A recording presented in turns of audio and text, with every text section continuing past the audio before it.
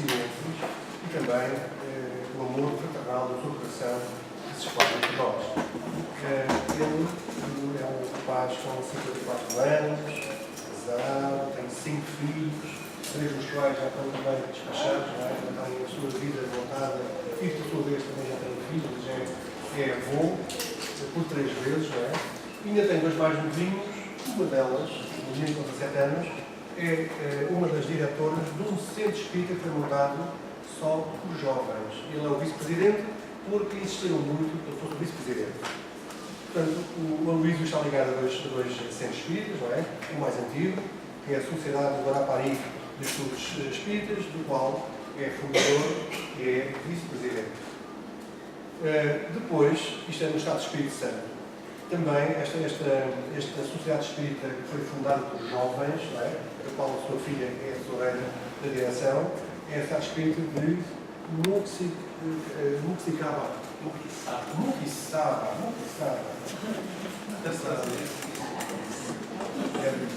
Só que vamos tem aqui ressonâncias íntimas, não é? Ora bem, profissionalmente o Aloísio é psicanalista, mas também é espírita de nascimento, ou seja, ele já nasceu na família espírita, foi ao cabo, isto faz às vezes uma grande diferença, não é? Ora bem, eu estou ali a ser contratado por qualquer coisa. Então, peço desculpa, mas os proprietários dos veículos 13 RM55, que é uma carrinha, 4003 ZG, que é um Mercedes. 4003 ZG. Tem que tirar o carro do sítio onde está, porque precisa entrar para dentro da garagem. Ora bem, então, por esta breve introdução, mas que se torna necessária, para pegar a atenção do polícia, é sempre muito possível, não é? Nós agradecemos então que estacione do outro lado.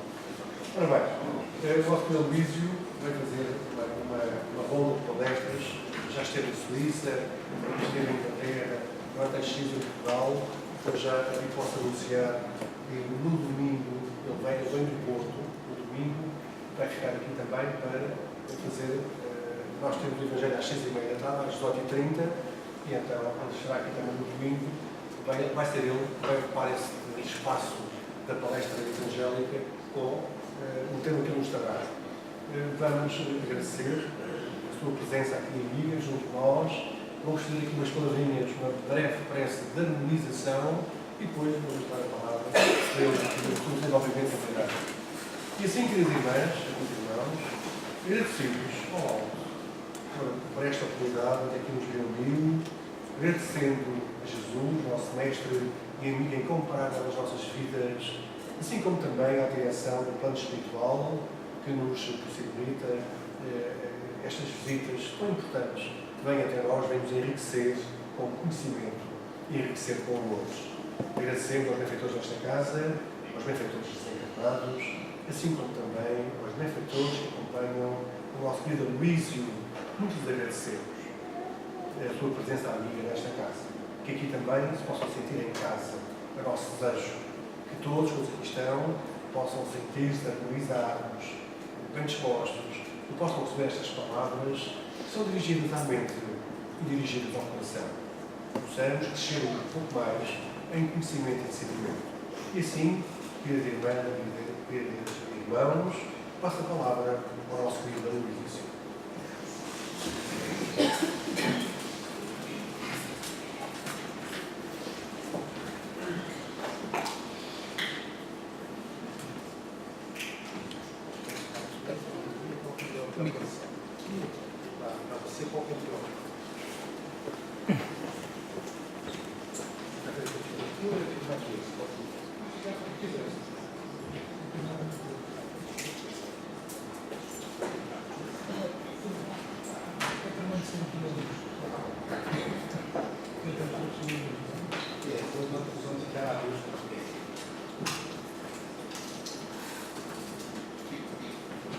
Vamos ver se está bom lá. Está bem aí? Que a paz do Mestre Jesus, deixa eu colocar aqui, o cabelo distraído com coisas da tecnologia, mas é por uma boa causa. Pronto. Aqui. Pronto.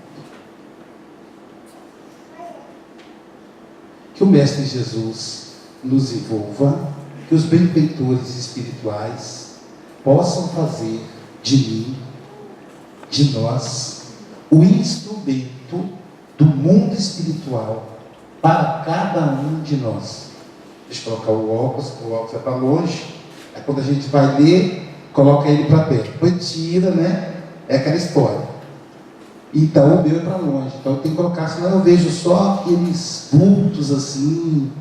Eu me lembro de uma companheira, eu contei essa história, de que de longe eu não conheço, e certa feita eu estava num evento, a companheira disse: "Ei, Aloysio!" Aí eu disse: "Ei!" Aí ela se aproximou e falou: "Você não está me conhecendo, eu vim perto, porque eu sei que você está sem óculos, e você não vê." Realmente eu não estava reconhecendo. Então, que os benfeitores possam nos inspirar. O tema de hoje é em cima do nosso livro, o último, né? Esse livro, inclusive, nem foi lançado no Brasil ainda. O título dele é Influências. E por que o título da palestra é Boa Influência? Porque quando a gente fala em influência, a gente já lembra logo da influência ruim. Porque na questão 459 de O Livro dos Espíritos, Allan Kardec faz a seguinte interrogação: influenciam os espíritos em nossas vidas? Eu, quando li essa pergunta, eu adiantei, eu disse: eu vou responder. Essa aí Allan Kardec não precisava nem ter perguntado, eu já posso responder sem ele, sem os espíritos. E aí a minha ansiedade, eu respondi assim: não, ou pouco, muito pouco. Mas a resposta, ela é para as pessoas que não têm esclarecimento, assustadora. Sabe qual é a resposta? Muito mais que imagineis. De ordinário, ou seja, via de regra, ou seja, na maioria do tempo, são eles que vos dirigem. Uau! Então nós somos marionetes dos espíritos? São eles que nos dirigem? E aí, espírito nos lembra às vezes coisas assustadoras. Espírito só cisma de aparecer para a pessoa à meia-noite. Eu estava na minha casa, eu estava caminhando para casa, eram 11h55 da noite, então eu passei em frente ao cemitério, e aí o Espírito apareceu. Olha qual é que a gente coloca, tem até a musiquinha de fundo, que é para poder dar aquele clima de Hitchcock. Então é assim que a gente vê, essa é a concepção que temos de espíritos. Assustados estamos com eles, são fantasmas, são almas do outro mundo. Notaram? O outro mundo. Porque você falar de fantasma, você tem que dar esse tom. Outro mundo. Não, eles não são do outro mundo. Eles são desse. Estão em dimensões diferentes, mas são desse mundo. Tá, mas isso não é porque eu não vejo a pessoa, que eu nunca vi nenhum espírito. Então você não tem gripe. Você nunca viu o vírus da gripe. Os nossos olhos não conseguem ver tudo. Muita coisa a gente não vê. Então você não respira oxigênio. Seus olhos não veem o oxigênio, mas ele está aí. Então essa história de ver não quer dizer nada. Então eles estão presentes em nossas vidas. Por isso que Allan Kardec faz essa pergunta. Eu tenho uma amiga muito querida, que fomos colegas de faculdade há muitos anos.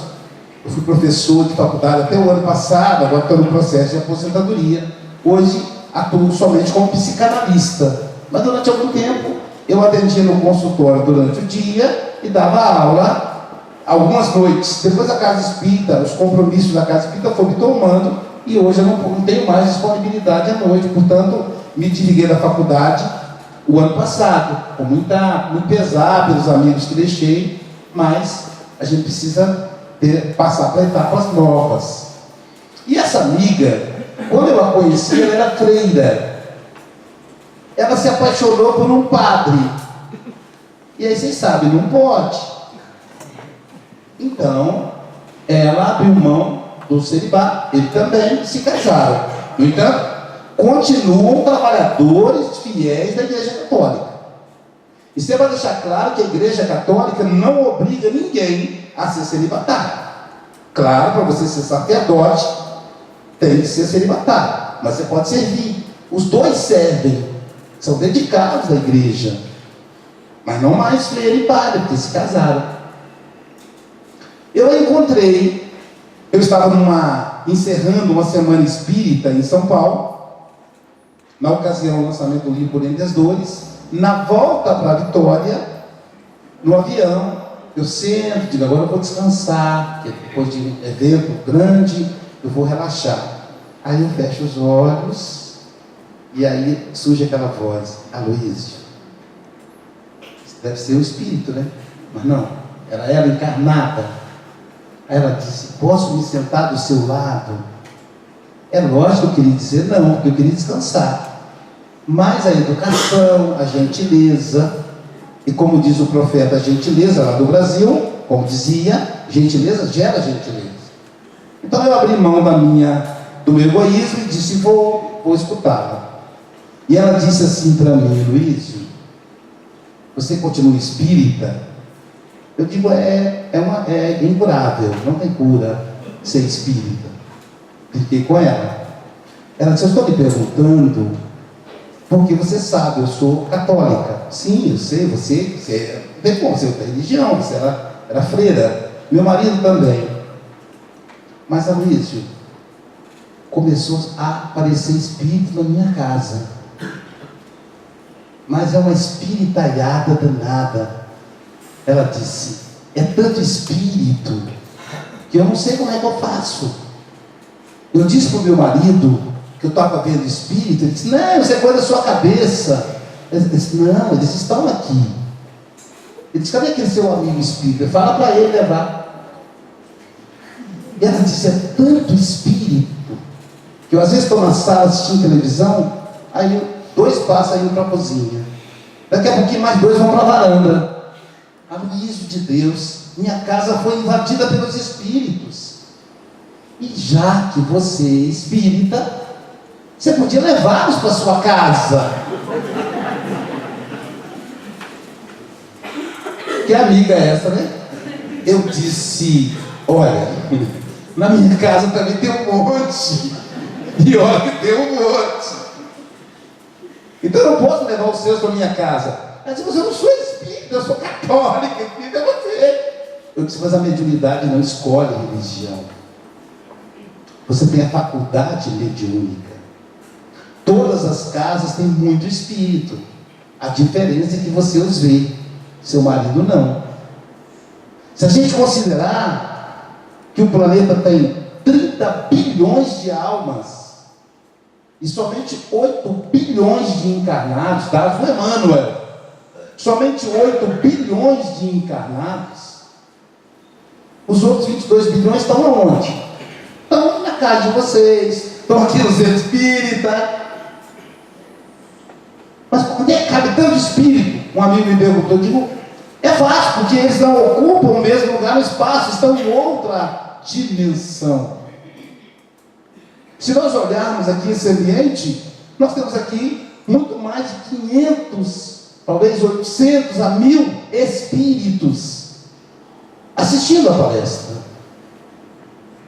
Então eles estão em toda parte. Allan Kardec pergunta: o que é o espírito?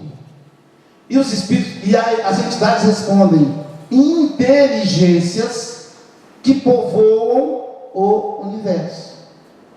Então estão o universo dos encarnados e dos desencarnados. São inteligências.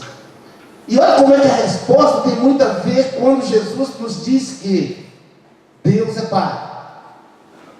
Ele diz: quando você for orar, diga: Pai nosso que estás nos céus. Então Deus é Pai. E aí na questão número 1 do livro dos Espíritos, diz assim: o que é Deus? O que é Deus? Inteligência suprema, causa primeira de todas as coisas. Ora, Deus é a inteligência, e nós somos inteligências, somos filhos. Lá no Brasil tem um ditado que diz assim: filho de peixe, peixe, aqui em Portugal como é que é? Peixe sabe nadar. Filho de peixe sabe nadar, porque aprendeu com o pai. Então nós somos filhos de peixe, nós sabemos amar, porque aprendemos com o pai. O amor existe dentro de cada um de nós, é a nossa base. Na psicanálise, a gente aprende que a base afetiva é feita por amor e ódio. Do amor nascem os sentimentos nobres: compaixão, altruísmo, companheirismo. Do ódio nascem os sentimentos desequilibrantes: mágoa, culpa, o ódio que é o quê? Que é a base afetiva. Então é como se fosse uma raiz, amor e ódio, e os galhos dessa planta são os sentimentos que manifestam-se no corpo, que são os frutos, as emoções. E essas emoções nos adoecem. As emoções filhas do ódio. As emoções filhas do amor nos dá saúde. Então, quando nós vimos na casa espírita, nós vamos desenvolver as emoções filhas do amor e vamos aprender a lidar com as emoções filha do ódio. Podemos falar, por exemplo, no Evangelho, na segunda-feira, sobre o perdão. O que é o perdão? É uma manifestação emocional de um sentimento filho do amor. Jesus Cristo diz o seguinte: quando te bater uma face, vire a outra. Isso é o perdão. Não é no sentido literal, é o perdão. Então nós somos filhos de Deus, herdeiros de Deus. Filho de peixe, sabe nadar. No Brasil diz que é peixinho, aqui diz que sabe nadar. Filho de Deus, sabe amar. Pode ser o maior bandido, ele ama a mãe, ama o filho, ama alguém. É que ele está perdido em si mesmo. Qual é a proposta espírita? O autoconhecimento. Conhecer-se, localizar em si o amor e desenvolver esse atributo que é de Deus. Então, quando fala em espírito, nós nos referimos aos espíritos que estão aqui. E quem são eles? São aqueles que um dia estiveram reencarnados, como nós estamos nesse momento. Ora estamos no corpo, ora estamos fora dele. Muitas das pessoas presentes são companheiras de pessoas desencarnadas que aqui estão. É a avó, é a mãe. Por exemplo, me permita uma intimidade. O amigo Francisco, a mãe do Francisco está aqui assistindo a palestra, porque é aniversário do marido dela hoje. Então a pessoa vem estar conosco nos dias especiais. Eles não estão todos os dias, porque eles têm também que trabalhar como nós. Se eu tiver aqui em Portugal um filho que mora aqui e eu souber que ele está fazendo aniversário, eu vou querer fazer uma surpresa para ele, estar aqui no dia do aniversário dele. Então a companheira está aqui assistindo a palestra. Existem outros que a gente poderia descrever, estou dando um exemplo concreto, para a gente entender que isso ocorre o tempo todo. Então, quando nós falamos de influência espiritual, nós não estamos falando necessariamente da influência ruim. Não foi isso que os Espíritos disseram. Eles disseram, de ordinário são eles que vos dirigem, ou seja, ele sempre influencia. Mas não sempre. Sabe por quê, gente? Porque cada um de nós tem um anjo da guarda, tem um guia espiritual. Se com guia espiritual a gente já faz bobagem, imagina se não tiver. Tem gente que diz assim, Jesus vai voltar, eu tenho fé que Jesus vai voltar, e quando ele voltar, a terra vai melhorar. Como é que ele vai voltar? Ele nunca foi. Deus que me defende se Jesus sair da terra. Ele aqui, o negócio é difícil, porque nós somos difíceis, porque nós estamos saindo de uma infância, passamos pela adolescência, e agora que vamos entrar na juventude espiritual. Por que eu digo isso? Está no capítulo 12, item 11, capítulo 11, item 12 do Evangelho. No começo é instinto, depois sensação, depois sentimento, e o máximo do sentimento é o amor. O que é o instinto? O instinto é o ser primitivo. Como é que a gente percebe o ser primitivo? Aquele ser totalmente integrado à natureza, mas com a inteligência para desenvolver. Depois, esse ser passa, depois, sensações. A sensação representa mais ou menos a adolescência. Na infância, nós éramos primitivos. Na adolescência, as sensações. Como é que você sabe disso? O que é que o adolescente gosta? De sensação. Deve ter pai aqui na plateia, tio, avô. A grande fase do filho, do adolescente, é em torno dos 10 até 16. É quando o traficante tenta abocanhá-lo. Porque a fase das sensações, se ele começar a beber, ele bebe muito. Se ele começar a comer uma coisa, ele come muito. Se ele se dedica ao esporte, ele se dedica muito. Porque ele gosta da sensação. Eu gosto muito de lidar com os jovens. Não sei, talvez seja porque, estando perto deles, eu me contagio e me rejuvenesce. Não sei. Todo ano eu participo de 2, 3 encontros de jovens no Brasil inteiro. E estar com o jovem é aprender a lidar com a jovialidade. Por exemplo, o jovem gosta muito de abraçar, gosta muito de conversar. Quando o jovem conversa, ele olha direto nos seus olhos, para ver se você está presente ali. Porque o que marca a nossa presença espiritual, intelectual, são os olhos. Quando a pessoa não está presente, se você passar a mão assim no olho dela, o olho não vai se movimentar. Isso é fácil de detectar. Às vezes eu chegava cansado e minha esposa começava a conversar comigo, ela queria desabafar. E aí eu não estava, algumas vezes eu não estava presente. É como se eu apertasse no controle remoto aquela parte do mudo. E aí ela ficava. E eu não estava ouvindo. Até que um dia ela começou a falar, eu apertei a tecla. No final ela disse assim: e o que você acha? E aí eu fiquei, se ela tivesse falado alguma coisa ruim, eu falasse, tá bom, era estranho. Se eu falasse que era bom e eu dissesse que era algo que não, ela ia se estranhar. Eu disse, é você quem sabe. Ela disse, não, é que você não prestou atenção no que eu falei. E aí eu fiquei envergonhado. E aí, como psicanalista, eu treino isso. Eu tenho que escutar os meus pacientes. Eu disse, eu vou fazer com ela o que eu faço com os pacientes. Vou escutar atentamente. Nós precisamos escutar as pessoas. Tem muita gente querendo falar e poucos querendo ouvir. Todos estamos sem tempo para ouvir. Mas notem que nós temos 2 ouvidos.